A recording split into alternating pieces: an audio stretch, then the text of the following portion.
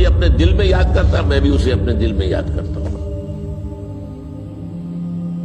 جب میرا بندہ کسی محفل میں میرا ذکر کرتا ہے، میں اس سے کہیں بہتر محفل میں اس کا ذکر کرتا ہوں۔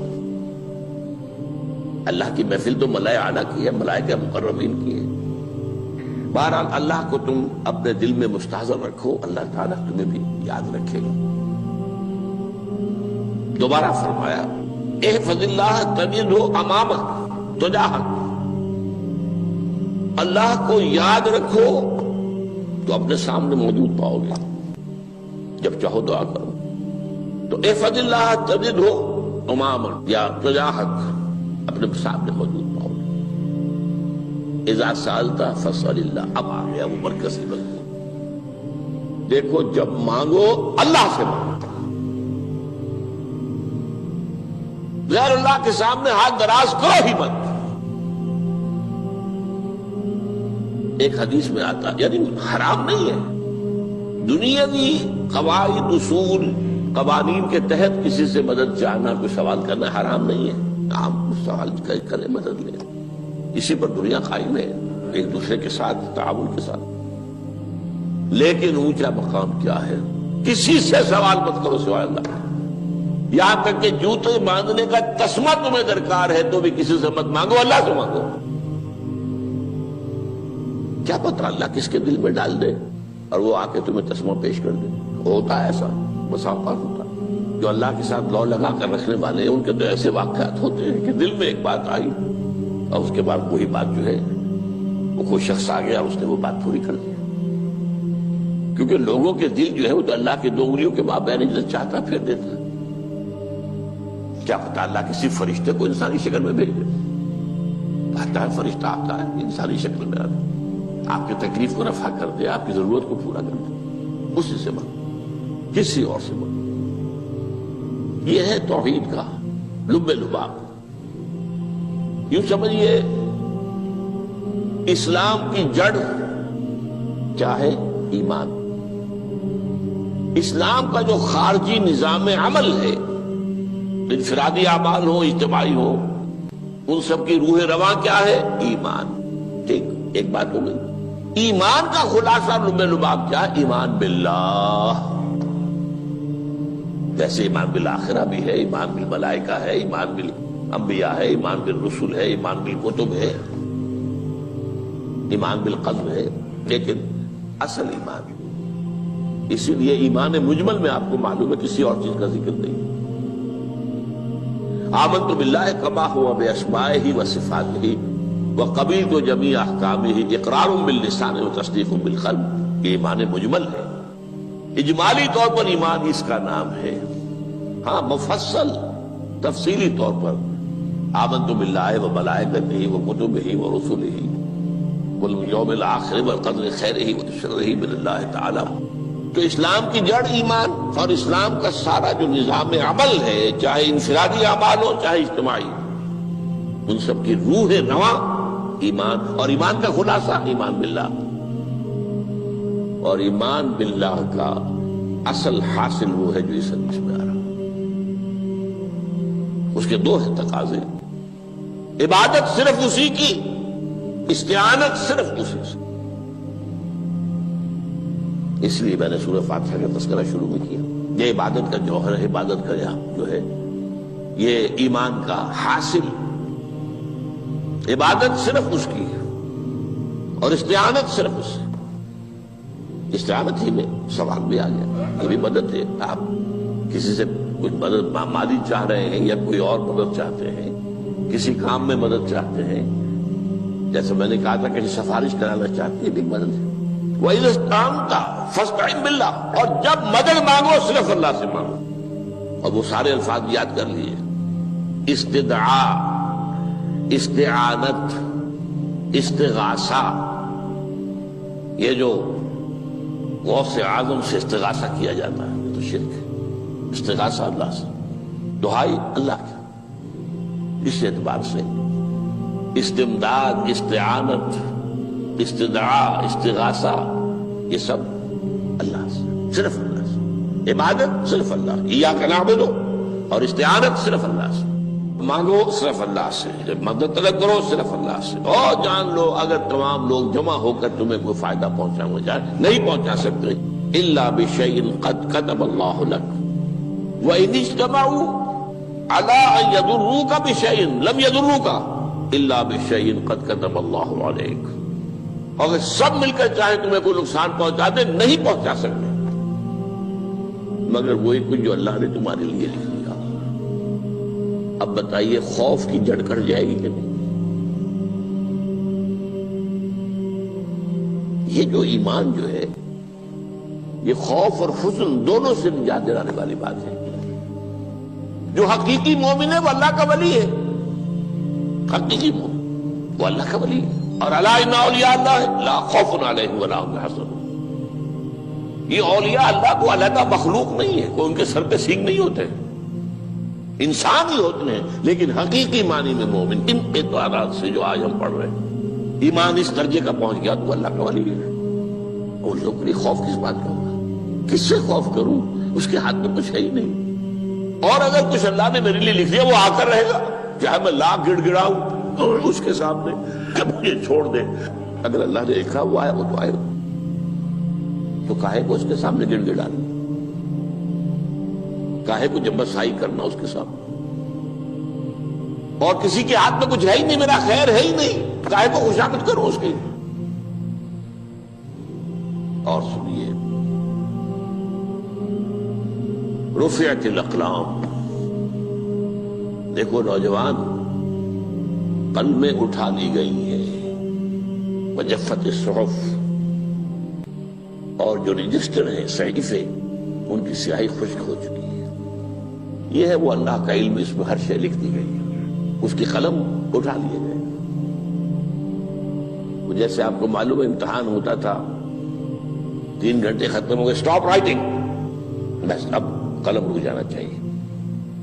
وہ قلم تو تقدیر کا کاتب جو ہے وہ قلم اس کا اب اٹھا لیا گیا، اور جو صحیفے جن پر کے لکھا گیا وہ خشک بھی ہو گئے۔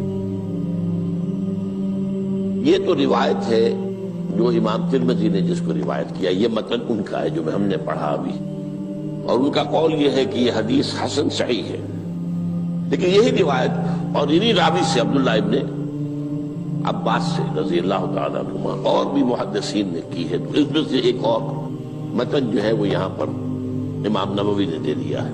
احفظ اللہ تجدہ امامک، یہ تو پہلا وہ ٹکڑا تھا، وقت تو جاہک تھا، یہاں امامک ہے، امام مطلب ایک ہی ہے، اپنے سامنے پاؤ گے۔ اللہ کی حفاظت کرو، اللہ کو دل میں، اللہ کی یاد کو محفوظ رکھو، گویا کہ اللہ کو مستحضر رکھو۔ ذکر اللہ کے معنی کیا ہے؟ استحضار اللہ فی القلب، یہ ذکر اللہ ہے۔ جنہیں ہم ذکر سمجھ بیٹھے ہیں وہ ذکر کے ذریعے ہے۔ اقیم الصلاۃ لذکری، نماز قائم کرو میری یاد کے لیے، نماز ذریعہ ہے یاد کا۔ یہ علیحدہ بات ہے کہ آپ نے 17 رکعتیں بھی پڑھ لی ہو عشاء کی اور یاد آپ کو آئی ہی نہیں کوئی، آپ تو ایک میکینیکل انداز میں جو ہے وہ اٹھک بیٹھک کر رہے ہیں اور آپ کی زبان سے کچھ بھی نکل رہا ہے، تو اس کا آپ کے شعور سے، دل کی گہرائی سے کوئی رابطہ ہے ہی نہیں، وہ ذکر تو نہیں ہوا۔ ہاں نماز فرض تھی وہ ادا ہو گئی، آپ کی ایک فرض ادا ہو گئی۔ تو جنہیں ہم نے ذکر سمجھا وہ ذرائع ذکر ہے، اللہ اللہ سبحان اللہ سبحان اللہ زبان سے، یہ تاکہ اس کے نتیجے میں وہ ذکر حاصل ہو جائے۔ استحضار اللہ فی القلب، ذکر کے معنی ہے استحضار اللہ فی القلب۔ تعرف الی اللہ فی الرخاء، اور دیکھو کشادگی کے وقت میں تم اللہ کو یاد رکھو، اللہ کی طرف رجوع کیے رہو، بھول نہ جاؤ۔ وہ نہ ہو جو کبھی کہا تھا، بہادر شاہ ظفر کے اشعار میں سے بہت زور کا شعر ہے، ظفر آدمی اس کو نہ جانیے چاہے کتنا ہی ہو فام زکا، جسے عیش میں یاد خدا نہ رہی، جسے تیش میں خوف خدا نہ رہا۔ وہ ہے کشادگی کی حالت میں، جبکہ تمہارے لیے کشادگی ہے، اللہ کی طرف رجوع کیے رکھو۔ یعرف کا فی الشدہ، تو اللہ اپنی توجہ تم پر رکھے گا شدت کے وقت میں، جب تمہیں کوئی تکلیف ہے اس تکلیف کو تم پر آسان کر دے گا۔ تکلیف تو آنی ہے، جو لکھی ہوئی ہے وہ تو آئے گی، لیکن یہ کہ اللہ تعالیٰ اس کی شدت کو، ایک ہی چیز ہے جس کو ایک انسان بہت شدت کے ساتھ محسوس کر رہا ہے، دوسرا آدمی اتنا نہیں محسوس کر رہا ہے، احساس کا معاملہ ہوگا نا۔ وہ تو اصل میں اگر انسان کی نرز کٹی ہوئی ہے تو احساس ہوگا ہی نہیں، سر سے نہیں ہوگا۔ تو اس اعتبار سے اللہ تعالیٰ تمہارے لیے وہ شدت کی کمی کر دے گا۔ وَاعْلَمْ أَنَّمَا أَخْطَأَكَ لَمْ يَكُنْ لِيُصِيبَكَ، اور جان لو جو چیز تم سے چھوٹ گئی ہے، رہ گئی ہے، وہ ہرگز تمہیں ملنے والی نہیں تھی۔ اب آپ نے کسی ملازمت کے لیے درخواست دی ہے، درخواستیں مانگی گئی ہیں، اپنی سی محنت کر لی، نہیں ملی ملازمت، اب آپ بیٹھے ہوئے افسوس میں، رنج میں، غم میں، فلاں نے یہ کر دیا، فلاں نے یہ کر دیا، وہ فلاں جو ہے بڑی تکڑی سفارش لے آیا تھا، فلاں نے رشوت دے دی۔ چھوڑو میاں اس کو، وہ تمہارے لیے نہیں تھی۔ کاہے کو اپنے ذہن کے اندر یہ کھچڑی پکا رہے ہو بیٹھے ہوئے؟ خواہ آپ شاید سوء ظن میں بھی مبتلا ہو رہے ہو، کسی نے نہ رشوت دی اور آپ سمجھتے ہو کہ رشوت دی ہے اس نے۔ یہ ساری چیزیں جو ساری سیئات، ان کی جڑ کٹ جائے گی۔ وَعْلَمْ أَنَّمَا أَخْطَأَكَ لَمْ يَكُنْ لِيُصِيبَكَ وَمَا أَصَابَكَ، جو چیز تم پر آ گئی، لَمْ يَكُنْ لِيُخْطِئَكَ، ہو ہی نہیں سکتا تھا کہ وہ تم پر نہ آ۔ یہ کر لیتا تو ہو جاتا، شاید یہ کر لیتا، میں نے ٹیکا پہلے لگوا دیا ہوتا تو یہ بات نہ ہوتی۔ بھائی وہ جو ہونا تھا وہ ہونا تھا۔ اب یہ وہ چیز ہے جس سے انسان میں کیفیت پیدا ہوتی، تسلیم و رضا۔ ہم بھی تسلیم کی خو ڈالیں گے، بے نیازی تیری عادت ہی صحیح، اے اللہ جو تو نے چاہا مجھے قبول ہے۔ اسی لیے میں نے آپ کو آیتیں سنائی سورہ تغابن کی، ما اصاب من مصیبت الا باذن اللہ، کوئی مصیبت نہیں آتی مگر اللہ کے اذن سے۔ وَمَن یؤمن باللہ یہد قلبہ، جو اللہ پر ایمان رکھتا ہو اللہ اس کے دل کو ہدایت دے دیتا ہے۔ ہدایت کس بات کی؟ تسلیم و رضا۔ دوستاں سلامت کہ تو خنجر آزمائی، نہ شبد نصیب دشمن کے شبد ہلاکت دیغت۔ اے اللہ تیری طرف سے ہے، مجھے قبول ہے، اور بظاہر مجھے تکلیف ہو رہی ہے لیکن یقیناً اس میں میرا کوئی خیر ہے۔ بیدک الخیر، تیرے ہاتھ میں تو خیر ہی خیر ہے، جو بھی تیری طرف سے آئے۔ سر تسلیم خم ہے جو مزاج یاد میں آئے۔ اور یہ مضمون جو ہے زیادہ بڑے پیمانے پر سورہ حدید میں آیا ہے۔ ما اصاب من مصیبت فی الارض ولا فی انفسکم الا فی کتاب من قبل ان نبرأہا، کوئی مصیبت نہیں آتی نہ تمہاری جانوں میں نہ زمین میں، زمین میں زلزلہ آ جانا، سیلاب آ جانا، کچھ اور زمین کا دھنس جانا، یا یہ ہے کہ تمہاری جانوں میں کوئی بخار ہو گیا، کوئی اور تکلیف ہو گئی، اچانک معلوم ہوا کہ انسان کو کینسر ہے اور کینسر بھی اب 3rd سٹیج کو پہنچ چکا ہے، لیکن جو بھی آیا ہے وہ اللہ کے علم کی کتاب میں پہلے سے لکھا ہوا ہے۔ فی کتاب من قبل ان نبرأہا، یہ کتاب میں درج ہے اس سے پہلے کہ ہم اسے ظاہر کریں۔ اس کا نتیجہ کیا نکلنا چاہیے؟ لیکن لا تأسوا علی ما فاتکم ولا تفرحوا بما آتاکم، افسوس نہ کیا کرو جو تم سے جاتا رہے، چھوٹ جائے، کوئی عزیز فوت ہو گیا، کوئی موقع ہاتھ سے نکل گیا، ارے بھائی میں چوک گیا، بڑا موقع تھا، اب اس پر افسوس کر رہے ہیں۔ نہیں، جو چیز لیکن لا تأسوا علی ما فاتک ولا تفرحوا بما آتاک، جو اللہ تمہیں دے دے اس پر اتراؤ مت۔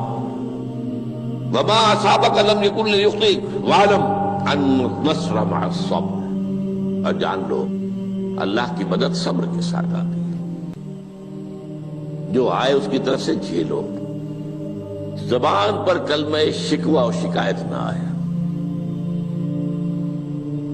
اللہ سے شکایت نہ آئے، تسلیم و رضا، جو تیری رضا ہے۔ تیری صحت ہمیں منظور ہے لیکن اس کو، مولانا محمد علی جوہر ایک مرتبہ جیل میں گئے، ایک بیٹی بیمار ہوئی، فوت ہو گئی، اس کے بعد دوسری مرتبہ پھر جیل میں گئے، دوسری بیٹی کو وہی بیماری ہوئی، جیل میں اطلاع ملی کہ بیٹی کو یہ بیماری ہو گئی ہے۔ تو خط لکھا ہے اشعار کی شکل میں. کا آخری شعر یہ ہے: تیری صحت ہمیں منظور ہے لیکن اس کو نہیں منظور تو پھر ہم کو بھی منظور. ہم تو چاہتے ہیں میں بیٹی کے تجھے شفا ہو جائے، اسے منظور نہیں تو پھر ہمیں بھی منظور. وَاعْلَمْ أَنَّ النَّصْرَ مَعَ الصَّبْرِ وَأَنَّ الْفَرَجَ مَعَ الْكَرْبِ. فرج، فراخی، کھل جانا کسی چیز کا، یہ ہے کرب کے ساتھ، تکلیف کے ساتھ. تکلیف ہوتی ہے ساتھ. اللہ نے قانون بنایا ہے دنیا کا. اب آپ اندازہ کیجئے بچے کی ولادت میں ماں کو کتنی تکلیف اٹھانی پڑتی ہے. آج کل تو فیشن ہو گیا ہے، سیدھے سیدھے جاؤ، آپریشن کراؤ، تکلیف سے بچ جاؤ. لیکن یہ ہے کہ یہ بھی آپ کے علم میں ہوگا، وہ ساری تکلیف جیسے ہی بچے کو لا کر ماں کے برابر لٹایا ہے، ساری تکلیف ختم. پھر جو راحت اس سے میسر آتی ہے. ان الفرج مع الکرب وان مع العسر یسرا. اسی لیے میں نے وہ آیتیں بھی پڑھی تھی، ان مع العسر یسرا، ان مع العسر یسرا. اس دنیا میں یہ اللہ نے نظام بنایا ہے، سختیاں جھیلنی ہی ہوں گی. لقد خلقنا الانسان فی کبد. ہم نے انسان کو پیدا کیا مشقت کے اندر.